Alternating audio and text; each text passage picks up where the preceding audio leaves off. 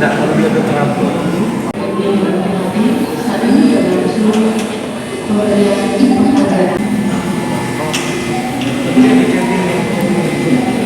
Zona merah mungkin pencapaiannya seperti apa nih Pak di hari kesehatan ini? Ya, di hari kesehatan kita tahu temanya tekad. Ya, satu kan tekad hidup Indonesia sehat. Tentunya jaga diri, jaga keluarga, jaga kita semua.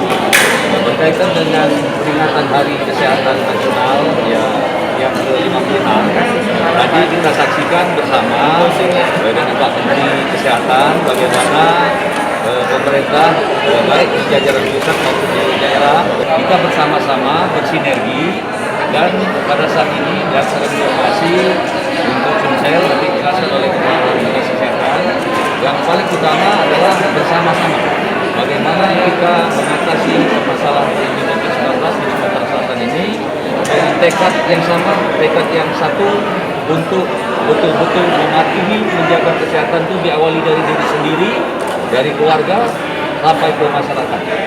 Di Sumatera Selatan, tingkat kesembuhan kita cukup menggembirakan karena meningkat terus dan fluktuatif antara 80% sampai dengan 85%. Ini tentunya fluktuatif sekali. Cuman ini merupakan tingkat kesembuhan yang cukup tinggi, hampir sama dengan nasional.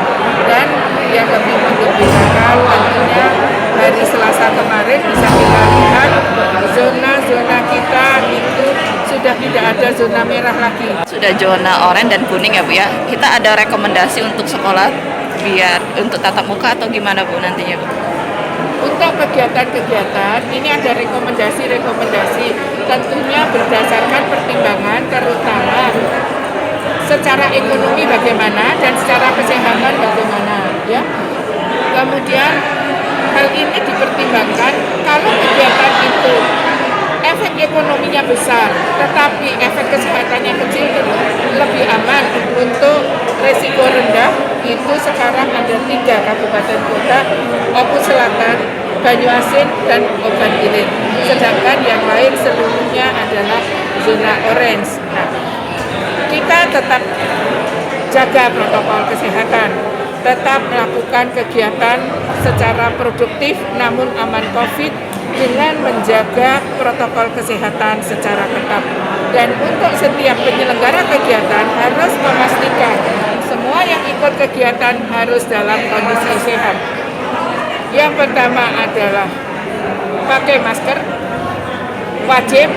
Yang kedua, wajib jaga jarak dan jangan berkerumun. Kemudian yang ketiga adalah wajib cuci tangan. Cuci tangan dengan air mengalir dan sabun. Seandainya itu tidak ada, bisa digantikan dengan hand sanitizer, itu minimal. Jangan lupa subscribe, share, komen, dan like ya.